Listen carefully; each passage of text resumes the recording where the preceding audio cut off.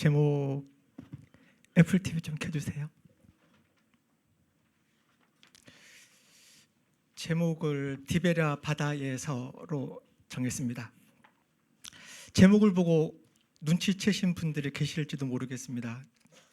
제가 겟세마네 동산에서 빈 무덤에서, 오늘은 디베라 바다에서, 지난 3월에 순환절 설교로 겟세마네 동산에서를 준비할 때부터 의도했던 것은 아닌데, 부활절 설교로 빈 무덤에서를 준비하고 나서 생각이 좀 들었습니다. 당분간은 땡땡땡 장소에서 시리즈로 한번 가보자, 이런 생각이 들었습니다. 그래서 오늘은 디베라 바다에서 있었던 일을 통해서 예수님이 오늘 우리 교회에게 하시는 말씀을 듣고 반응하는 시간이 되기를 기도해 봅니다. 먼저 본문을 먼저 읽고 들어가 보도록 하겠습니다. 요한복음 21장 1절에서 14절입니다. 형제님, 자매님이 번갈아 가면서 교독하면 좋겠습니다. 형제님부터 먼저 읽겠습니다. 시작. 그 뒤에 예수께서 디베라 바다에서 다시 제자들에게 자기를 나타내셨는데 그가 나타내신 경위는 이러하다.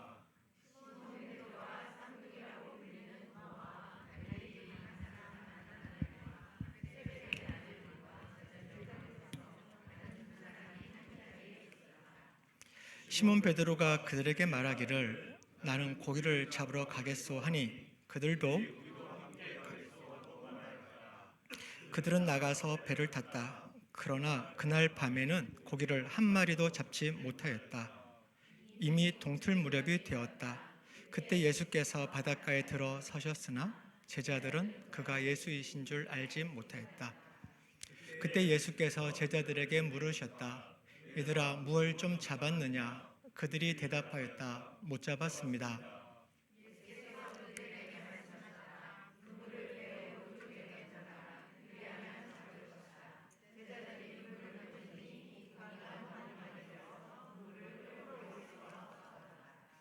예수가 사랑하시는 제자가 베드로에게 저분은 주님이시다 하고 말하였다. 시몬 베드로는 주님이시라는 말을 듣고서 벗었던 몸에다가 겉옷을 두르고 바다로 뛰어내렸다. 그러나 나머지 제자들은 작은 배를 탄 채로 고기가 든 그물을 끌면서 해안으로 나왔다. 그들은 육지에서 백자 남짓밖에 떨어지지 않은 곳에 들어가서 고기를 잡고 있었던 것이다. 그들이 땅에 올라와서 보니 숯불을 피워 놓았는데 그 위에 생선이 놓여 있고 빵도 있었다. 예수께서 제자들에게 말씀하셨다. 너희가 지금 잡은 생선을 조금 가져오너라. 시몬 베드로가 배에 올라가서 그물을 땅으로 끌어내렸다. 그물 안에는 큰 고기가 153마리나 들어 있었다. 고기가 그렇게 많았으나 그물이 찢어지지 않았다.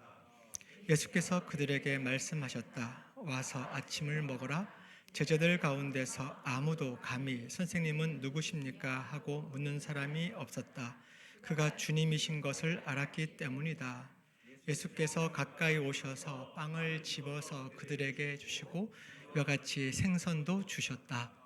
예수께서 죽은 사람들 가운데서 살아나신 뒤에 제자들에게 자기를 나타내신 것은 이번이 세 번째였다. 아멘. 네.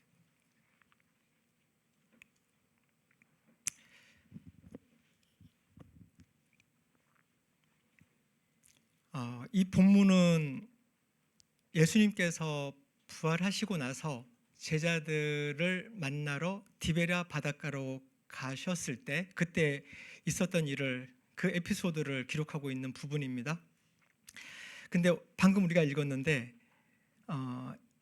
1절에 보면은 제자들에게 자기를 나타내셨는데 이렇게 나오고요.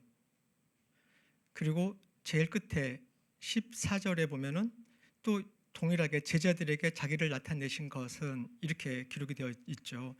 이것을 어떤 문학기법으로 수미상관법 이렇게 이야기를 합니다. 머리 숫자, 꼬리 밑자. 그러니까 제일 서두에 어떤 말을 하고요. 그리고 제일 끝에 똑같은 말을 반복하는 이런 기법을 말하죠.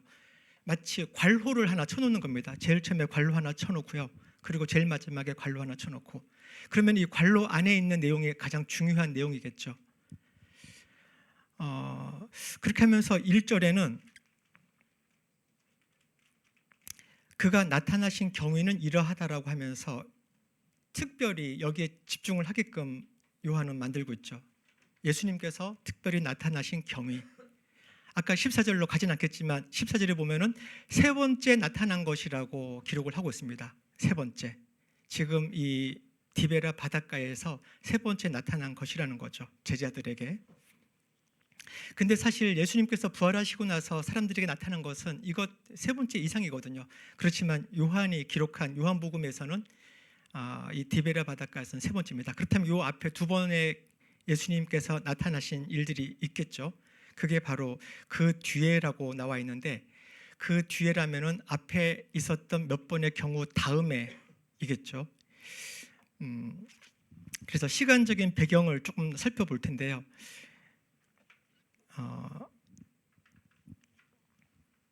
처음에 요한이 말하는 처음 제자들 앞에 나타난 것은 언제냐면은 부활하신 당일날이에요. 당일날 저녁에 유대 사람들이 무서워서 제자들은 집에 꼭 들어박혀서 문을 꼭 닫고 있습니다. 그렇게 무서워서 문을 모두 닫아 걸고 있을 때 나타나셔서 예수님께서는 샬롬 하고 이렇게 인사를 하는 거죠. 평안하냐? 괜찮니? 이렇게 물어보는 겁니다. 인사를 하는 겁니다. 그리고는 나도 아버지께서 나를 보내신 것처럼 나도 너희를 보낸다라면서 그 미션에 대해서 한 번 더 언급을 하고 그리고는 숨을 내쉬면서 성령을 불어넣어 주십니다. 그러니까 이 미션을 수행하는 데는 성령이 필수적이다. 이런 의미를 담고 있는 것입니다. 그런데 애석하게도 그 자리에 제자 중에 도마가 없었습니다. 그리고 며칠 지나고 나서 제자들이 또 모여있을 때 도마에게 제자들이 이구동성으로 이야기하죠. 우리 예수님 만났어. 예수님이 오셨었어. 예수님 우리 봤어. 도마는 그 말을 전혀 믿지 못하죠. 그래서 도마는 내 눈으로 그의 손에 있는 못자국을 보고 내 손가락을 그 못자국에 넣어보고 또 내 손을 그의 옆구리에 넣어보지 않고서는 믿지 못하겠어 하고 말합니다. 그래서 의심 많은 도마, 이게 어떤 대명사처럼 그죠? 의심 많은 도마 이렇게 나오는데 근데 도마에게서 우리는 묘한 어떤 위로 내지는 동질감 이런 거를 얻기도 하죠. 우리도 그런 모습을 보이잖아요. 예수님 있으면 나와보라 그래. 내가 보면 내 믿을게. 이런 마음들이 우리 안에 있기도 했잖아요. 우리가 예수님 믿기 전에. 어쩌면 지금 그 시점을 지나고 있는 분들이 있을지도 모르겠습니다.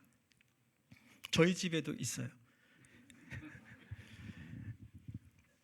도마.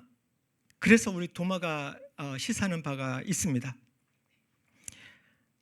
그런 도마를 예수님께서는 내버려 두지 않으시죠. 그리고는 이제 여드레 뒤에 제자들에게 다시 한번 예수님이 나타나십니다.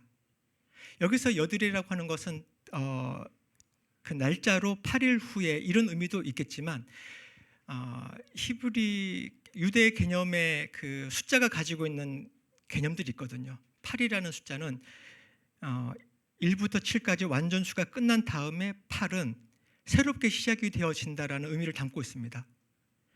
그래서 여드레라는 말은 이제 새롭게 시작이 되어진다라는 그런 의미를 담고 있습니다. 여드레 뒤에 예수님께서 나타나셨습니다. 그때는 도마가 있었어요.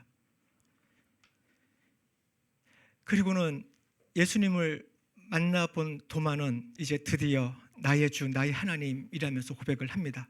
이게 의심의 터널을 통과하며 믿음에 도착한 도마의 고백입니다. 지금 그 터널을 통과 중인 우리 중에 있는 지체 여러분들께서도 이 도마와 같은 고백을 곧 하게 되길 기도합니다. 도마가 의심해준 덕분에 우리는 예수님의 답을 들을 수 있게 되었습니다. 나를 보지 않고도 믿는 사람은 복이 있다. 예수님이 승천한 이후 온 인류는 도마와 같은 입장이에요. 예수님을 직접 보지는 못했잖아요. 그렇지만 우리는 예수님의 그 말씀 덕분에 믿지 않고도 믿을 수 있는 그런 복을 우리는 누릴 수 있는 거죠. 지난 부활절 그 빈 무덤이 예수님이 부활하셨다는 강력한 증거가 된다고 말씀을 드렸었습니다. 빈 무덤. 그 무덤을 찾아온 여인들에게 천사는 빨리 가서 제자들에게 전하라고 합니다. 바로 이런 거였죠. 마가복음 16장에 그가 여자들에게 말하였다. 놀라지 마시오. 그대들은 십자가에 못 박히신 나사렛 사람 예수를 찾고 있지만 그는 살아나셨소. 그는 여기에 계시지 않소. 보시오. 그를 안장했던 곳이요. 그러니 그대들은 가서 그의 제자들과 베드로에게 말하기를 그들보다 먼저 갈릴리로 가실 것이니 그가 그들에게 말씀하신 대로 그들은 거기에서 예수님을 그를 볼 것이라고 하시오. 이렇게 전하라고 합니다. 제자들이라고 하면은 베드로가 당연히 포함이 될 텐데 마가는 굳이 베드로를 따로 언급을 합니다. 베드로에게 특별한 볼일이 있으신 거인 거죠. 제자들과 베드로에게 말해서 갈릴리에 먼저 가 있을 테니 거기서 보자라고 꼭 전해라. 이런 이야기를 무덤을 찾은 여인들에게 이야기하는 거죠. 제자들과 베드로에게 갈릴리에서 보자.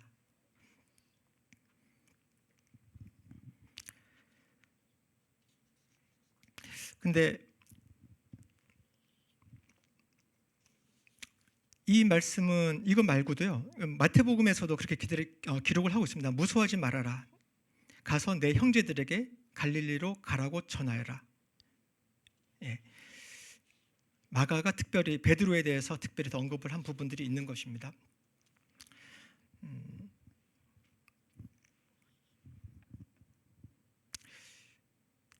그래서 지금 갈릴리 바다로 갈 건데요. 근데 요한복음에 아까 읽었던 본문에는 갈릴리 바다가 없어요. 그냥 디베랴 바다 이렇게 나옵니다. 그 뒤에 예수께서 디베랴 바다에서 이렇게 나옵니다.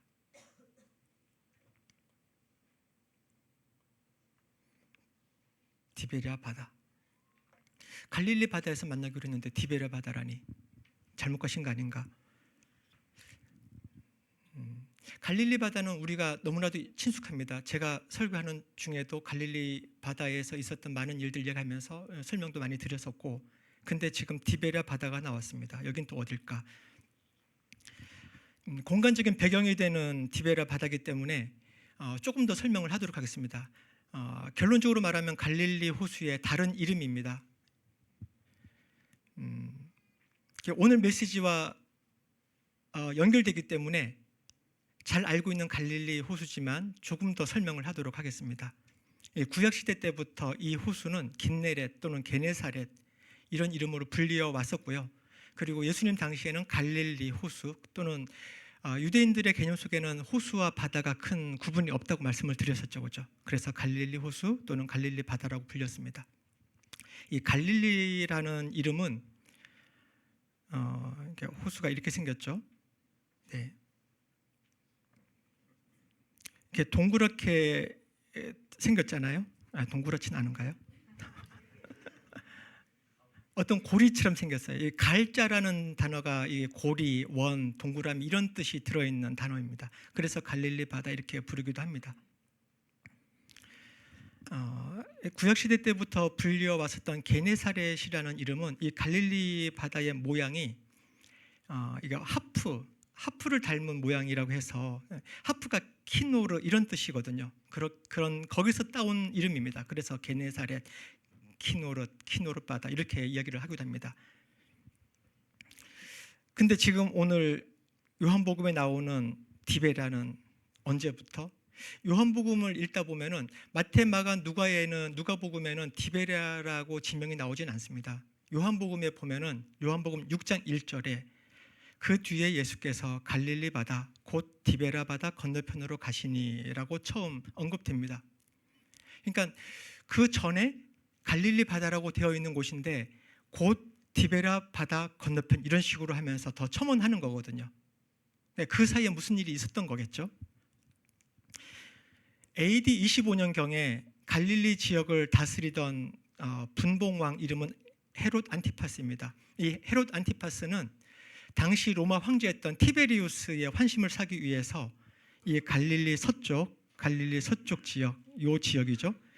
요 지역에다가 신도시를 건설합니다. 로마식 신도시를 건설을 합니다.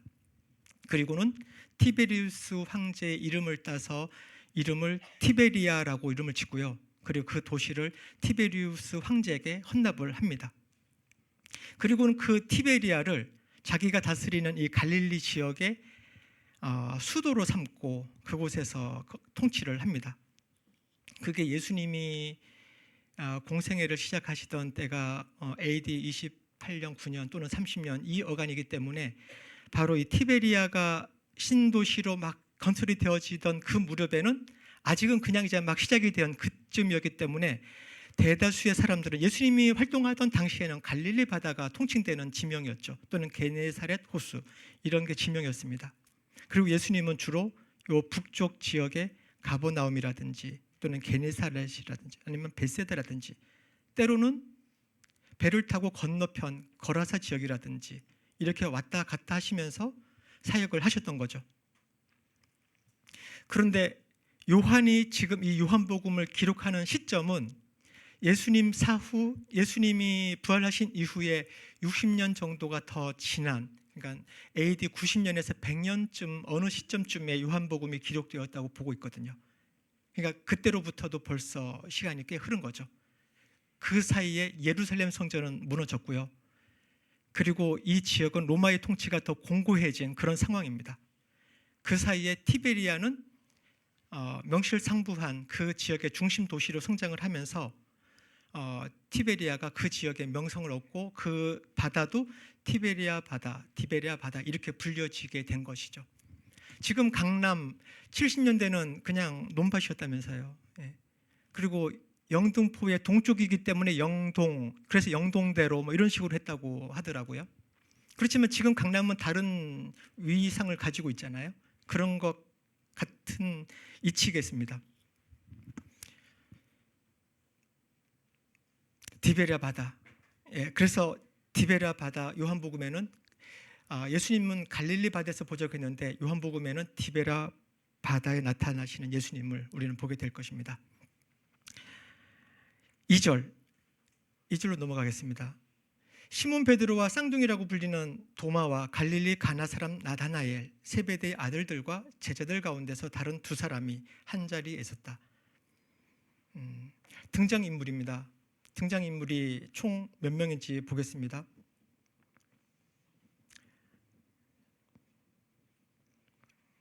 베드로가 있고요. 그리고 쌍둥이라고 불리는 도마가 있고요. 그리고 갈릴리 가나 사람인 나다나엘이 있네요. 세베대의 아들들은 야고보와 요한을 이야기하고 있죠. 요한과 야고보. 그렇게 해서 하나, 둘, 셋, 넷, 5명. 그리고 제자들 가운데 다른 두 사람이라고 합니다. 그러면 총 7명이 이 한 자리에 모였습니다. 제자들은 지금 가룟 유다 빼고도 11명이 있을 텐데 이 자리에는 지금 7명만 모여 있습니다. 시몬 베드로는 시몬 베드로니까 제일 처음에 언급이 되어지고, 그리고 도마는 바로 며칠 전에 예수님께 의심했다가 이렇게 했던 그 경험이 있죠. 그러면서 이 자리에 언급이 되어진 거 아닌가 생각을 해봅니다. 나다나엘, 이게 요한복음이잖아요. 요한복음 1장에 나다나엘이 언급이 되어지죠. 그리고 나다나엘의 그 고백이 있습니다. 예, 그래서 나다나엘이 있을 것 같습니다. 그리고 빠지지 않는 요한과 야고보가 있겠죠. 그런데 다른 두 사람이라고 해서 나머지 그 제자들이 있을 텐데 그 사람들의 이름을 굳이 기록하지 않습니다. 그냥 두 사람, 제자들 두 사람 이 정도로 기록을 하고 있습니다. 여기에 우리는 의미가 있는 것을 보게 됩니다. 이 두 사람은 누굴까요? 주석서들 좀 살펴봤더니 누구다 이런 의견들이 있는데, 그러면서도 그게 중요한 게 아니다라는 이야기를 합니다.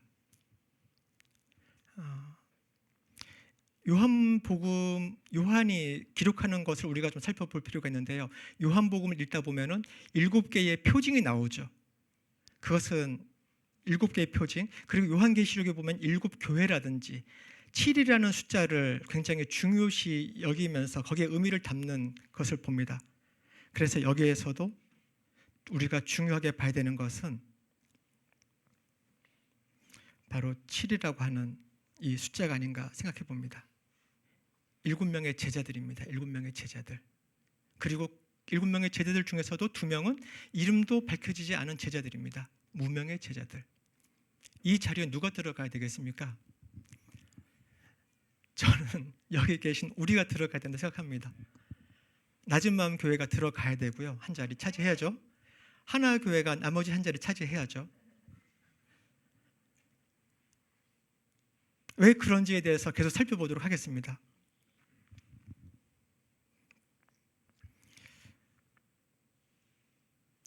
아까 7은 완전 수라고 했죠. 8은 새로 시작하는 수라고 했습니다. 2는 증인의 수입니다. 증인의 수. 지금 2명의 이름을 모르는 제자는 증인이 되어야 되는 그 의미를 담고 있지 않나 생각해 봅니다. 바로 교회의 사명인 거 아닙니까? 예수님의 부활을 증거해야 될 증인의 삶을 살아야 되는 교회 말하는 거 아니겠습니까? 그렇기 때문에 이 시간 이후에 오고 오는 모든 크리스찬들은 바로 이 두 자리에 들어가야 된다 생각해 봅니다.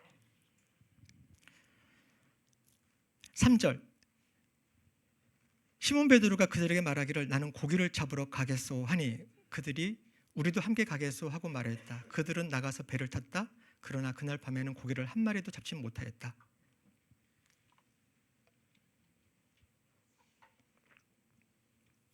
베드로가 왜 이렇게 합니까 지금? 실패했고 좌절했기 때문에 옛날 하던 그 직업에 다시 복귀하는 건가요? 생업 복귀 선언인가요? 나는 고기를 잡으러 가겠소가? 그렇게 들리기도 합니다.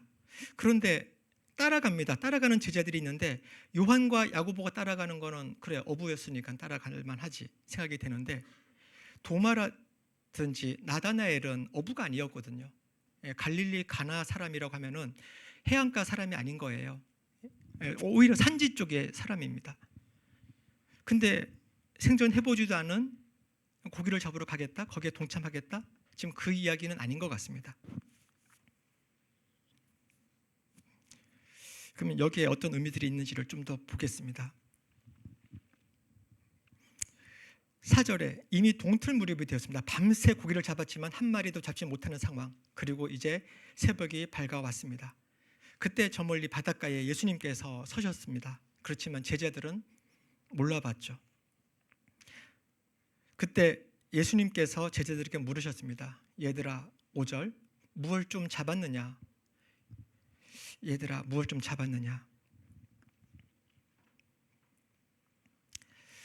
근데 4절에 예수님께서 바닷가에 들어서셨으나 이렇게 요한복음을 보면은요, 아까 우리가 읽어봤었던 마태복음이라든지 마가복음에서 예수님께서 약속했던 게 있잖아요. 갈릴리에서 보자. 내가 먼저 가 있을게. 이거잖아요. 근데 지금 요한복음을 보면은 제자들은 이미 와서 고기를 잡고 있었고요. 뒤늦게 예수님이 나타나신 것 같아 보입니다. 그러면 예수님께서 약속을 어긴 건가? 이게 어떻게 되는 걸까? 이렇게 생각이 되어질 수도 있는데 이게 어긴 건 아닙니다.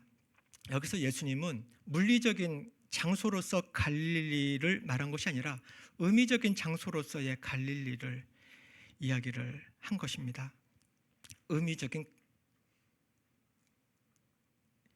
장소로서의 의미적인 의미로서의 갈릴리. 어떤 의미를 가지고 있을까요? 갈릴리가.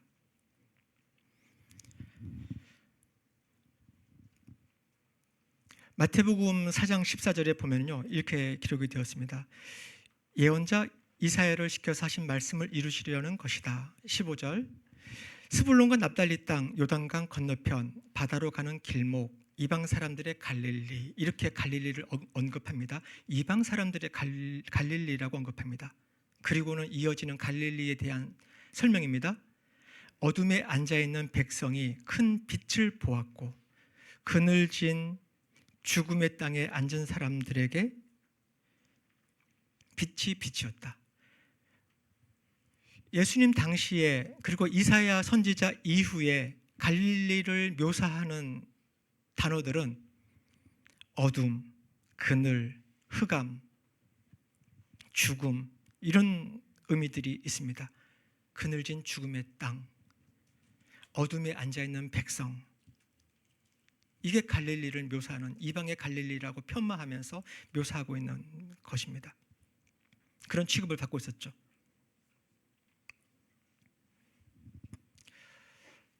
이게 바로 갈릴리가 의미하고 있는, 내포하고 있는 뜻입니다. 갈릴리. 예수님께서는 바로 그 장소에서 처음에 공생의 사역을 시작을 하셨고요. 그리고 다시 그 장소로 제자들을 부르고 계신 겁니다. 흑암, 그늘진 땅, 죽음이 드리워진 땅, 그곳에. 지금 요한이 기록하고 있는 디베랴 바다는 어떤 곳입니까? 로마 제국의 정점에 있었던 티베리우스 황제, 그 황제가 장악한 세상의 모든 악한 것들이 모여 있다라고 유대 사람들이 생각했었던 바다. 그러니까 디베랴 바다는 티베리우스 황제가 장악하고 있는 이 온 세상을 말을 하는 것이거든요. 바로 그곳으로 예수님은 제자들을 부르시는 거예요. 7 제자, 교회를 부르고 계시는 겁니다. 그곳에서 예수님께서는 당신의 교회를 시작하시겠다라는 것입니다.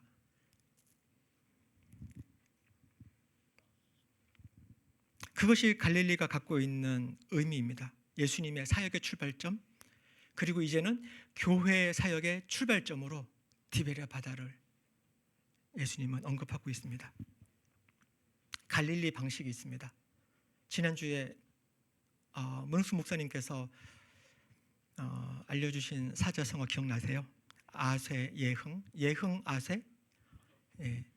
이게 갈릴리 방식인 것 같아요. 나는 쇠하여야 되겠고 예수님은 흥해야 되겠다라고 하는 것. 낮은 곳으로 계속 가는, 그것이 바로 갈릴리 방식인 것 같습니다. 바로 그 자리로, 그러한 방식으로 예수님은 우리 교회를 부르고 계신 것 같습니다. 사역의 가장 중요한 핵심 요소, 저희가 여기서 이 본문에서 살펴볼 수 있을 것 같습니다. 무엇인지 계속해서 보도록 할게요. 밤새 제자들이 고기를 잡았죠. 그렇지만은 못 잡았습니다. 예수님께서 나타나셔서 물어봅니다. 얘들아, 뭘 좀 잡았니? 여기 얘들아라고 나오는 게 좀 눈에 살짝 거슬리기도 하는데요. 예수님을 폄하한다 이건 아닌데, 예수님 나이 이제 33살이잖아요. 우리 청년부의 선제 형제 좀 되는 나이거든요. 가장 어린 제자라고 해도 그래도 성인이라고 본다면 20살 정도고, 베드로 같은 경우는 장모님도 있었고, 그죠? 그러니까 그렇게 본다면 이미 결혼도 했고, 나이도 어쩌면 예수님보다 더 많았을지도. 그런데 다 큰 어른들한테 얘들아 이게 부르는 게, 이게 원어로는 파이디온 이런 뜻이거든요. 파이디온. 그러니까 이게 그야말로 이제 부모님이 자녀들을 부를 때 얘들아 이렇게 부르는 그런 의미입니다. 근데 예수님께서 제자들에게 이렇게 부르는 게 좀 그렇죠. 그렇지만 어쩌면 예수님은 이제 교회 사역을 시작해야 되는 이 제자들을 볼 때, 영적으로 이 티베리우스가 장악하고 있는 이 세상에서, 그 세상에서 이 교회를 시작해야 되는 이 제자들을 두고 볼 때, 영적으로 아직 어린애 수준인, 아직 아기 수준인 이 제자들을 보면서 애들아라고 부르지 않았을까 생각도 해보았습니다. 또 한편으로는 그냥 성인들에게 사용할 때는 이복애들, 여복애들 이런 정도의 의미도 있다고도 합니다. 그런 정도로 우리가 받아들여도 될 것 같습니다. 여복애들 뭘 좀 잡았느냐 이렇게 물어봤을 때 제자들은 못 잡았습니다라고 대답합니다. 그때 예수님께서 한 수 가르쳐 줍니다. 그물을 배 오른쪽에 던져라. 그리하면 잡을 것이다. 그물을 배 오른쪽에 던져라. 그러면 잡을 것이다. 이거 믿어지세요? 이거 엄청난 선진 어업 기술인가요? 최첨단 어업 기술인가 이게? 지금 20, 30년을 바다에서 살던 제자들이거든요. 그들이 전문가입니다. 예수님은 공생이 시작하기 전까지 아버지를 도와서 목수일을 하셨던 분이세요. 그죠?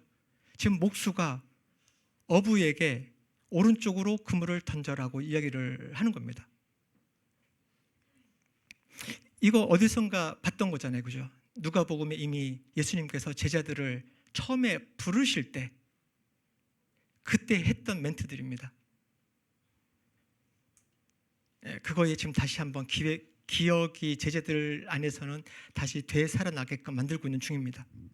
그물을 배 오른쪽에 던져라. 그리하면 잡을 것이다.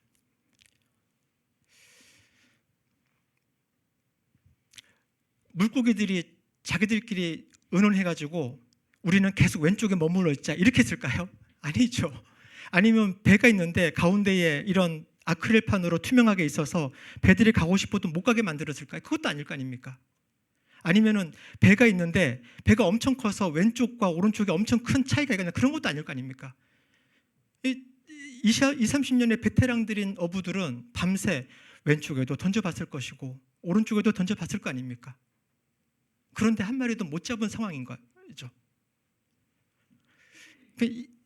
그렇기 때문에 그물을 배 오른쪽에 던져라 라고 할 때의 이 핵심은 오른쪽에 있지 않습니다. 이거 잘못 해석하셔서 예수님도 오른쪽 편이다 이렇게 하시면 안 되죠.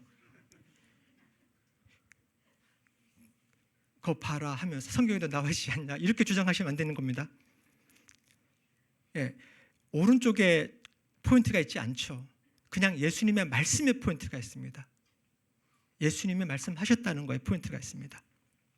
그리고 제자들은 그 말씀에 무게를 두고 그 말씀을 의지해서 오른쪽에 그물을 던집니다. 바로 좀 전까지 오른쪽에 던졌을 수도 있어요. 이게 특별한 선진어업 기술이 아니라고요. 근데 그 말씀에 의지해서 던졌습니다.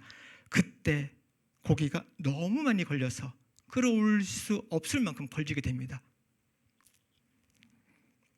이 상황을 보면서 예수님의 사랑하시는 제자 요한이죠. 요한은 알아봅니다. 베드로에게 저분은 주님이시다.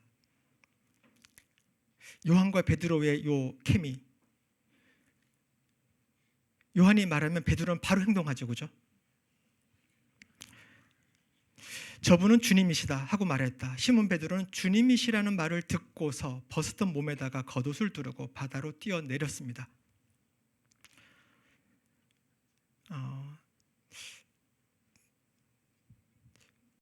바다로 헤엄쳐서 가려면 벗고 가야 될 것 같은데 옷을 입고 지금 뛰어드는 어떤 시츄에이션, 어떤 상황인지는 어쩌면 예수님에 대한 예의를 다하기 위한 이런 표현일지 어쨌든 겉옷을 두르고 바다로 뛰어내렸습니다.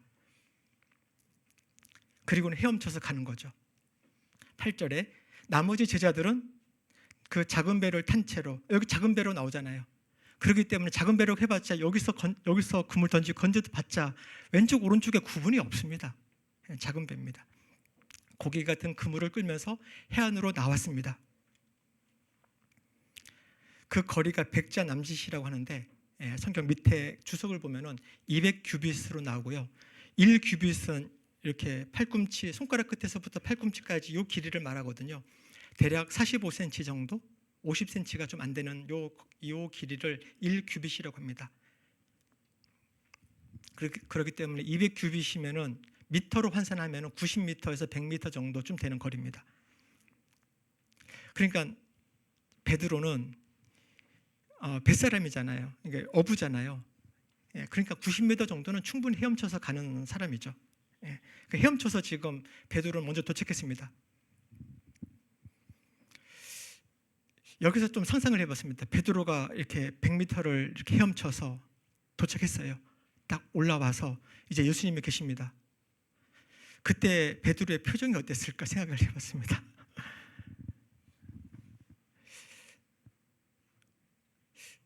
베드로 대단하죠, 그죠? 153마리의 물고기보다도 153마리 물고기를 주시는 분에게 마음을 두는 베드로 아닙니까?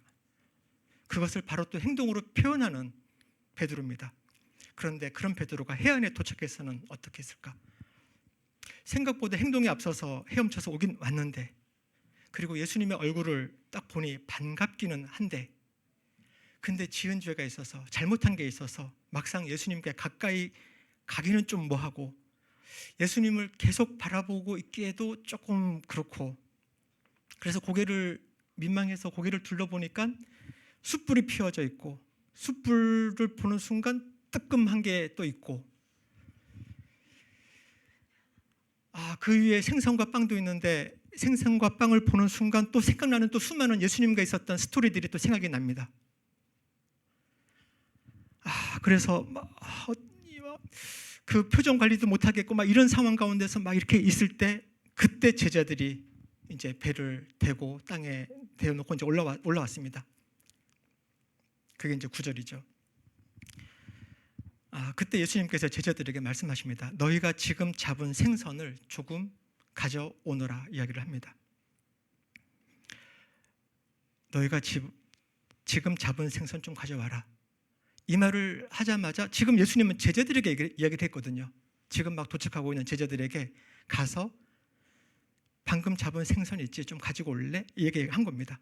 그 말 듣고 11절 시몬 베드로가 배에 올라갑니다.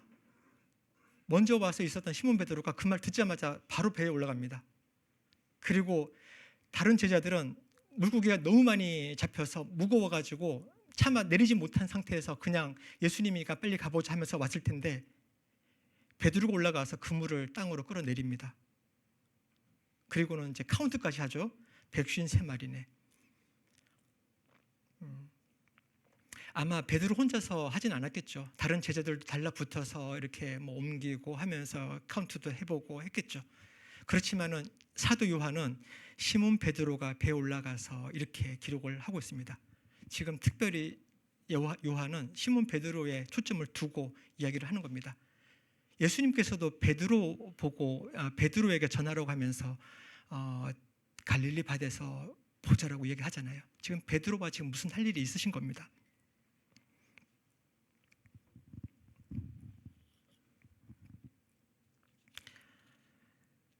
그래서 거기서 이제 몇 마리 고기를 가지고 와서 예수님께 드렸겠죠.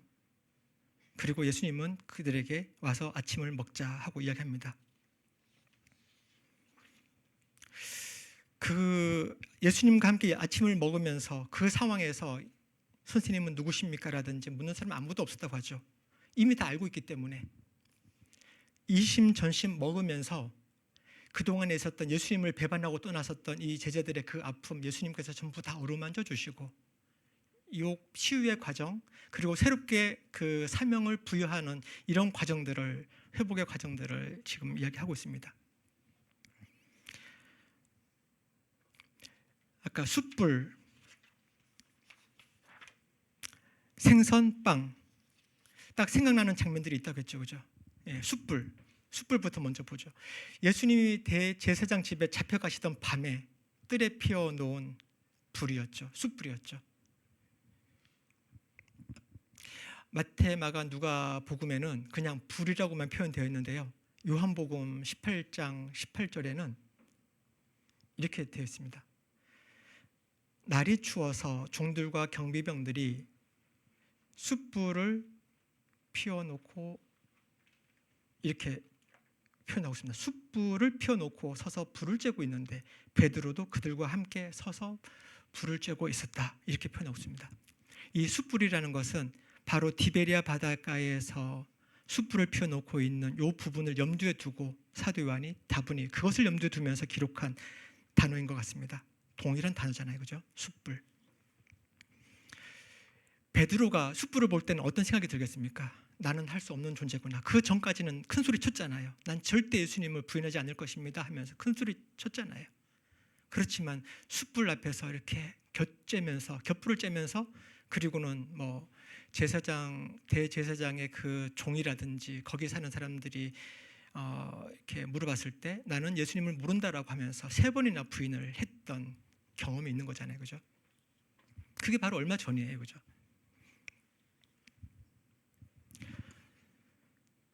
청년들과 성경 공부를 하는 중에 한 청년이 이런 말을 하더라고요.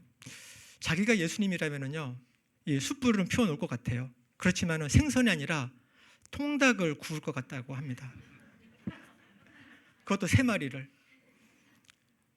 닭이 울기 전에 3번 부인한 거, 그것을 기억나게끔 하려고 자기 같으면은 통닭을 시켜주든가 아니면 통닭을 직접 구워서 너 3번 나 부인했지. 이거 기억나게 해주려고 자기는 그렇게 할 것 같다고. 예수님이 그렇게 짓궂은 분 아니시죠. 예. 베드로가 3번 부인한 것을 기억나게 해가지고 그것을 막 정죄하고 야단치려고 하는 게 지금 목적이 아니잖아요. 예수님의 목적은 베드로를 회복하는 겁니다. 제자들을 온전히 회복시키는 게 예수님의 목적이죠. 그렇기 때문에 이 아침 식사 후에 예수님은 특별히 베드로에게 3번 물어보죠. 네가 나를 사랑하느냐? 3번 물어봅니다. 그리고 내 양을 치라는 그 사명을 다시 한번 회복시키고 다시 한번 부여해 줍니다. 온전한 회복을 가져오는 예수님의 그 목적이 여기 있는 것입니다.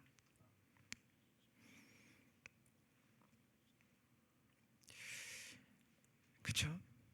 그러니까 사도 요한은 굉장히 의도적으로 베드로가 예수님을 3번 부인할 때 등장했었던 소도구인 숯불을 지금 바로 이 디베랴 바닷가에 똑같이 등장시키면서 그 배신했을 때의 그런 기분들로 침잠해 있고 거기에 묶여 있을 것 같은 베드로의 이 감정과 그 좌절과 이 모든 것들을 완전히 회복시키는 그러한 도구로 다시 숯불을 등장시키고 있습니다. 생선과 빵 있습니다. 생선과 빵. 이것은 뭐 특별한 음식은 아닙니다. 일상적인 그 아침 식사 또는 점심 식사의 그런 메뉴입니다. 그래서 오병이어 때 그 어린이가 가지고 왔었던 도시락 메뉴도 오병이어잖아요, 그죠? 예, 떡과 빵과 생선이잖아요. 예, 그런 정도의 음식입니다. 그렇지만은 이 떡과 생선을 볼 때 베드로를 비롯한 제자들의 머릿속에는 오병이어의 그 추억이 고스란히 생각이 날 수밖에 없겠죠. 맞아, 5,000명 먹이셨지. 바로 그분이 예수님이시고 그분이 지금 바로 이 앞에 계신 분이시지. 이것이 온전히 회복이 되어졌을 것입니다.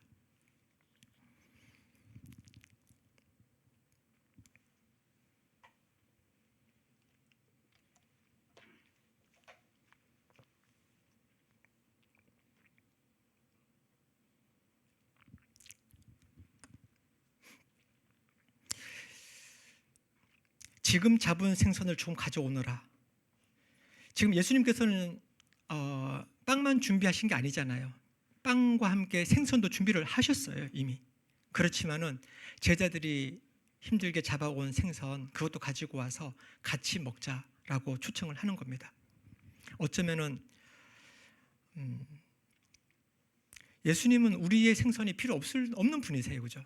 내가 생선을 잡아서 예수님을 뭐 봉양을 해야 되거나 뭐 그런 상황이 아닙니다. 그렇지만은 예수님은 우리가 잡은 이 생선들을 가지고 와서 같이 나누자 이렇게 불러주시는 분이신 것입니다.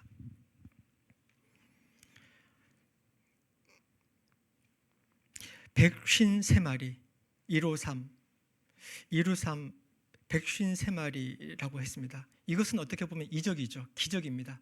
아까 요한복음에는 7가지의 표징이 있다고 했는데 요것까지 하면 이건 8번째 기적일 것 같아요. 아까 8이라는 숫자가 가지고 있는 의미, 새롭게 시작이 된다는 의미가 있다고 했죠. 어쩌면은 이 153마리의 이 기적을 통해서 예수님께서는 제자들과 함께 새롭게 그 교회를 시작하실 것이라는 그런 의미를 부어 주시는 것 같습니다. 그리고 그렇게 했을 때는 그물이 찢어지지 않았다고 기록을 하고 있거든요. 누가복음에 예수님이 처음에 제자들을 불렀을 때는 그물이 찢어질 지경이었다라고 기록이 되어 있습니다. 여기서는 그물이 찢어지지 않았다라고 기록하고 있죠. 예수님께서 함께 하실 때 이런 기적 그리고 그물도 찢어지지 않는 전부 다 담을 수 있는 그런 기적을 우리가 보게 될 것입니다.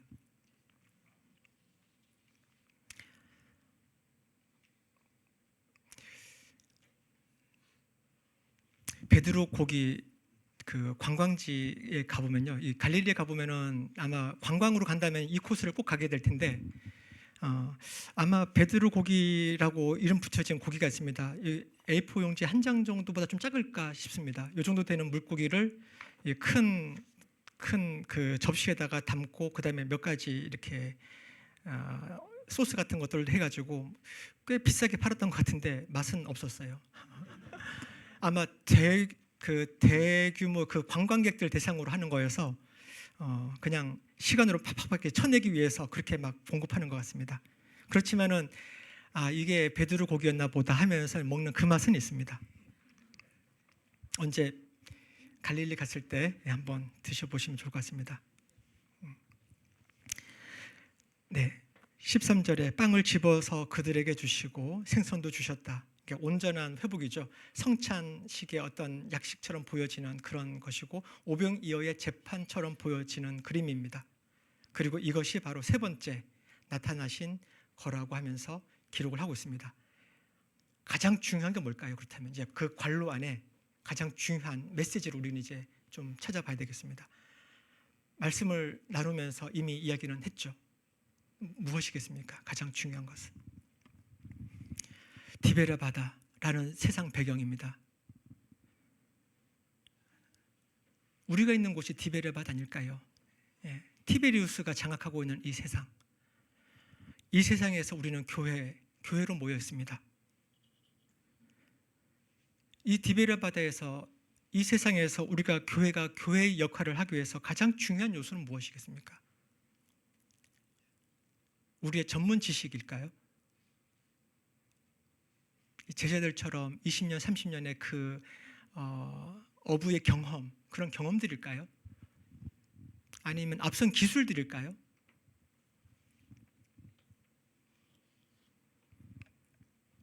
타이밍일까요? 예수님의 말씀 안 하셔도 그때 던졌으면 됐을 거야, 이런 걸까요? 아닌 것 같습니다. 그 모든 것들은 다 아닌 것 같습니다. 예수님 없을 때 하는 우리의 모든 사역들, 우리가 하는 모든 활동들은요, 소득이 없습니다. 그때 우리가 고백하게 되는 고백은 못 잡았습니다.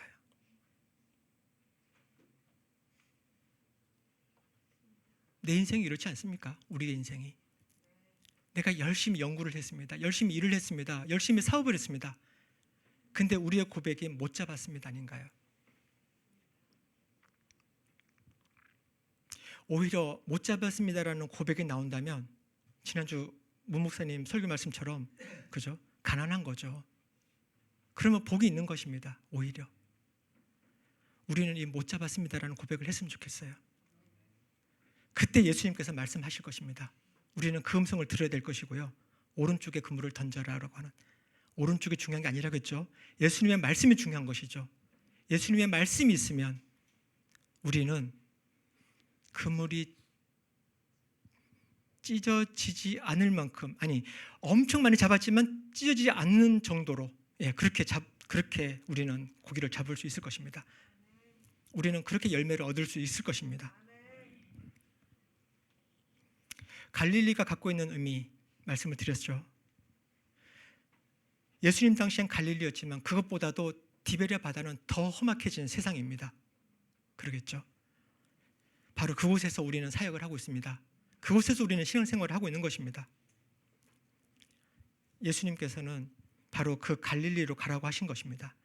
그리고 예수님께서 먼저 가 계시겠다고 했고 우리를 그곳으로 초청을 하고 계신 겁니다. 갈릴리로 갑시다. 디베랴 바다로 갑시다. 낮은 곳입니다. 그곳은. 실제로도 이 갈릴리 바다는요, 갈릴리 호수는요, 이게 보이시나요? 해수면 높이에서 마이너스 210m입니다. 그러니까 지중해 바다가 해수면이라고 한다면 그곳에서부터도 해발 마이너스 210m, 이 위치에 갈릴리 호수가 있는 거거든요. 낮은 곳입니다. 낮은 곳. 그 낮은 곳에 있는 갈릴리 호수가 어떤 역할을 하냐면 골란고원 그리고 혈문산에서부터 오는 그 모든 물들, 텔단에서부터 시작된 그 모든 물들을 받아서 갈릴리 호수에 저장을 했다가 그 다음에 요단강을 통해서 또 내보냅니다. 지금 현대 이스라엘에서도 갈릴리 호수가 이스라엘 전체의 60%의 그 식수를 차지하고 한다고 해요. 갈릴리 호수로 말미암아서 키부츠들이 살고요, 이스라엘에 살아가는 거죠. 그 낮은 곳에 있는 갈릴리 바다가 더 더 낮은 곳으로 보내고 있는 겁니다.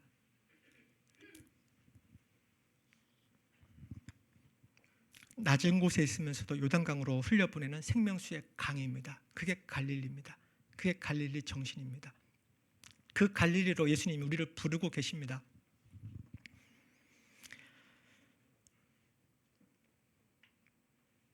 네, 말씀을 정리하겠습니다. 사연팀 나와주시고 잠깐 기도하겠습니다. 나는 쇠하고 예수님은 흥해야 되겠다. 예, 갈릴리 방식이라고 했습니다. 가장 중요한 우리가 하는 모든 일들의 사역뿐 아니라 우리가 하는 모든 일들의 가장 중요한 핵심 요소는 예수님의 말씀이라고 했습니다. 그리고 제자들 2명의 증인의 그 무명의 자리, 그 자리에 우리 교회가 차지해야 되겠다라는 욕심을 내봅니다. 아니, 당연한 말을 해봅니다.